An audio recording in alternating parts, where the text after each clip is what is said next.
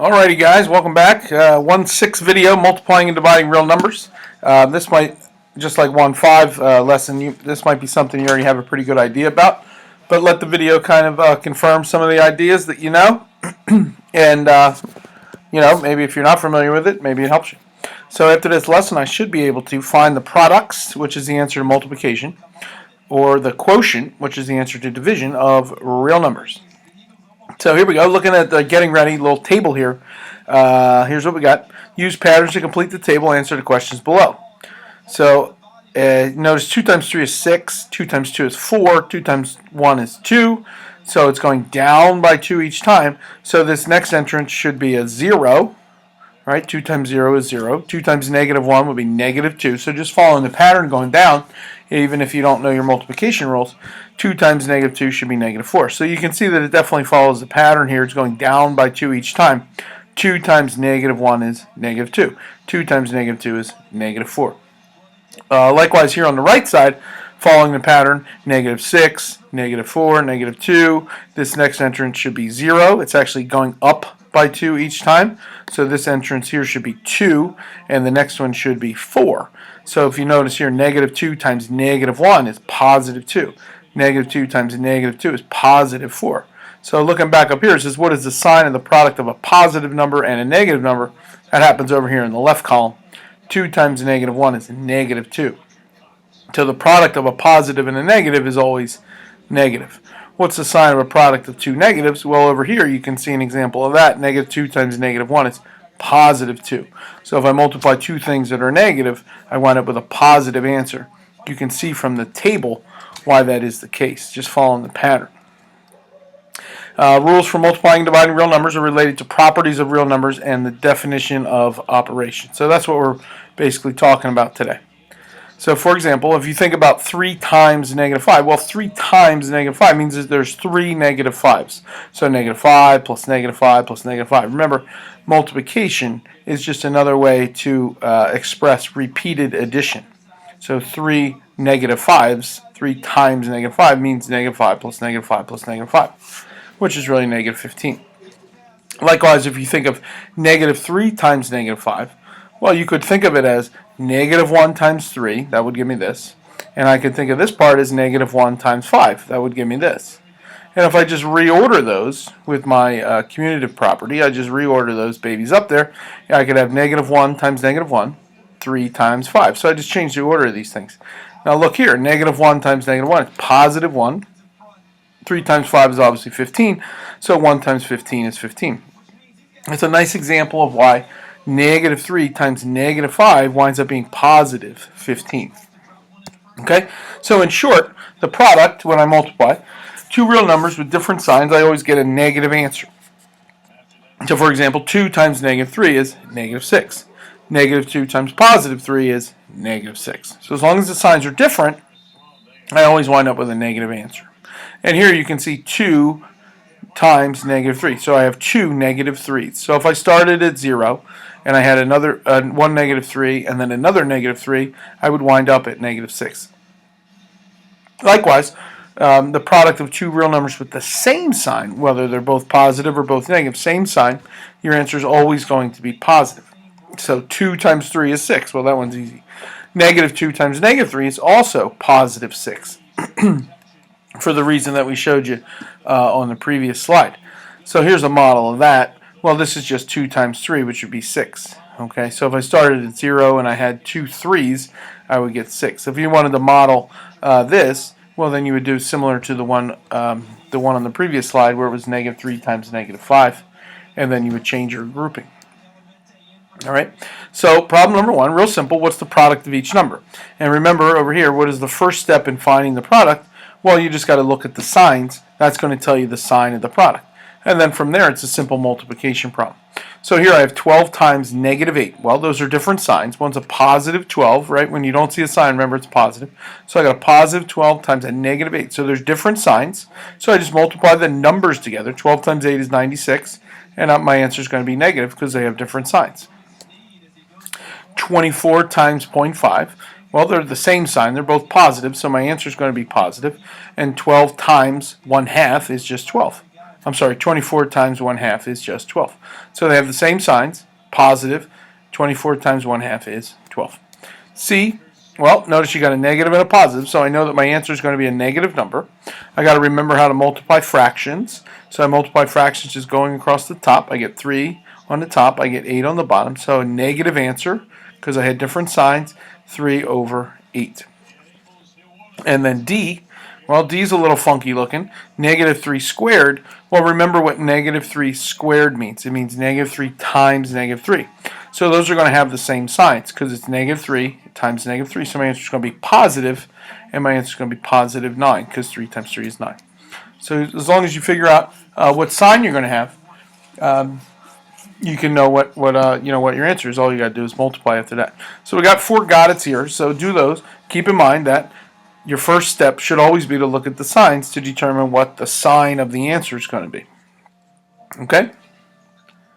Great. Notice that negative 3 squared in part D that we just talked about. Recall that A is the square root of B. All right? So just talking a little bit more about square roots. That's because A squared is equal to B. All right? So negative 3 is a square root of 9. If you recall the previous problem, it said negative 3 squared, and our answer was 9. So negative 3 must be a square root of 9. Okay?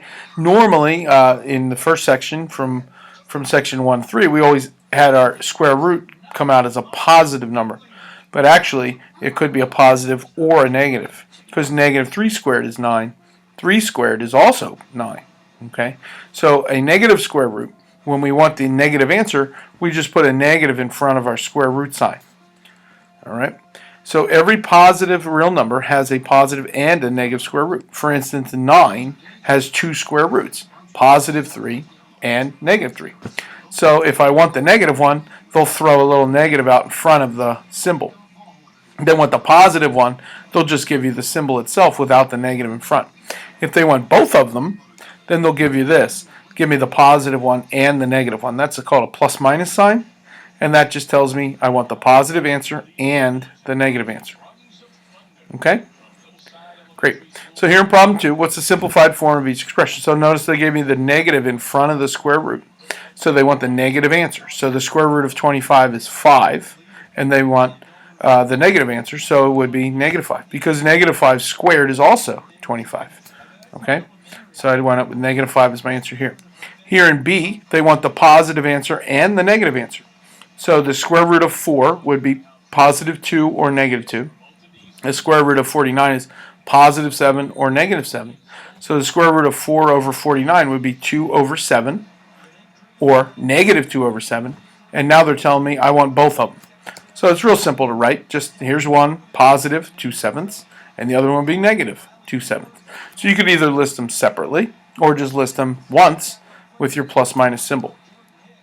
All right. So here in the got it, go ahead and take a shot. If you look at A, they just want the positive answer.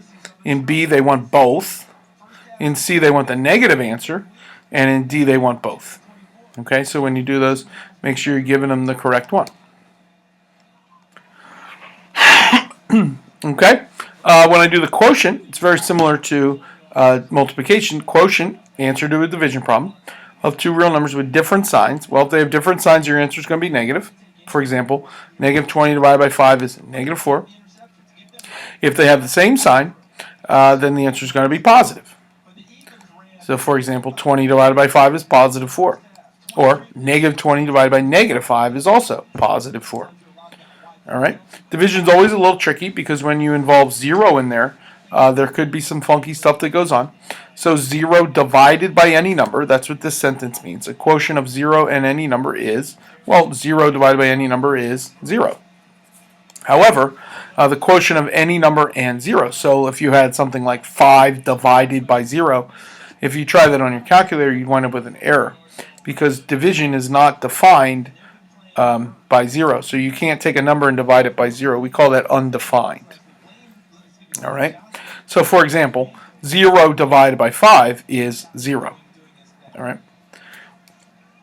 5 divided by 0 is undefined. And if you think of a fraction, 0 over 5 is 0. This fraction would be 5 over 0. which is undefined. Okay, so there's two ideas there, very similar, so just try to keep them separate. Problem number 3, a little word problem. A skydiver's elevation changes by negative 3,600 feet in 4 minutes after the parachute opens. What is the average change in the skydiver's elevation each minute? Well, it's just a division problem. Negative 3,600 divided by 4, that's a negative 900. I got two different signs, right? I got a negative and a positive, so the answer is going to be negative. I just did the division. 3,600 divided by 4 is 900. So that just tells me he goes down 900 feet per minute. All right? His elevation would change down 900 feet per minute. All right? Here's another got it. You make 5 withdrawals of equal amounts from your bank account. The total amount of you withdraw is $360. What is the change in your bank account balance each time you make a withdrawal? Well, my bank account goes down $360 in 5 withdrawals. So negative 360 divided by 5, negative divided by a positive, different signs. Answer is going to be negative, and 360 divided by 5 is just 72. So negative 72. So my account goes down because it's negative. My account goes down $72 per withdrawal. All right. A couple other things here in this section. So the inverse property of multiplication. For every non-zero real number, there is a multiplicative inverse. Okay, so we're talking inverse. And if the number is A, then the inverse would be 1 over A. All right. So if your number was 6, your inverse would be 1 over 6. If your number was 4, it would be 1 over 4. And what happens anytime you multiply A times his inverse, I always wind up with 1. All right, so some examples, if you had 5 times his inverse, which would be 1 over 5, I'd always wind up with 1. If you had negative 1/6 times his inverse would be negative 6 over 1, or just negative 6, and then my answer would be 1. Negative 1/6 times negative 6 is 1. Okay? Along with that idea is this word called reciprocal, when I take a fraction and I simply flip the fraction over. So a practical definition is when you take a fraction and you flip it. So for example, if I had 2/3, his reciprocal would be 3 over 2. I just took the bottom, moved it to the top, took the top, moved it to the bottom. Some other examples would be negative 7/4. So I just take the fraction and I flip it. Okay? Notice this one was negative, so his reciprocal is still negative. The only thing that changed was the position of the number. The 4 went up top, the 7 went to the bottom. 3. Well, 3 is really 3 over 1. So the reciprocal would become 1 over 3. So you're just taking the position of the numbers. 1 goes up top, 1 goes to the bottom. All right? So when do I need that? Well, whenever I have to divide by a fraction, I always turn the problem into multiplication by finding the reciprocal of the second fraction, or just flipping the second fraction. So for example here, 1/2 divided by 3/4, I would rewrite that into 1/2 times 4/3. And then now I can just do the problem. So multiply across the top and get 4, multiply across the bottom and get 6, and then I have 4 over 6. I can reduce 4 over 6 because there's a number that goes into both. 2 goes into 4 and 6. So when I divide this by 2, I'd get 2. Divide this by 2, I'd get 3. And I'd wind up with 2/3. All right? Over here, if I'm dividing by negative 2/3, I would take negative 3 over 4 times negative 3 over 2. All right? And then it's just a multiplication problem now. So multiplying fractions go across the top, go across the bottom. Negative divided by negative is going to make a positive answer. So I have positive 9 over 8. I can't reduce this. You do not need to turn it into a mixed number. We'd much rather have a fraction than a mixed number. So just leave 9 over 8. All right, and then in C, you have 4 divided by 5/2. So that's really 4 times, flip it over, 2/5. This is really 4 over 1, right? So 4 over 1 would be 8 over 5. All right, again, leave it as a improper fraction. Don't turn it into a mixed number unless you specifically have to. All right, great.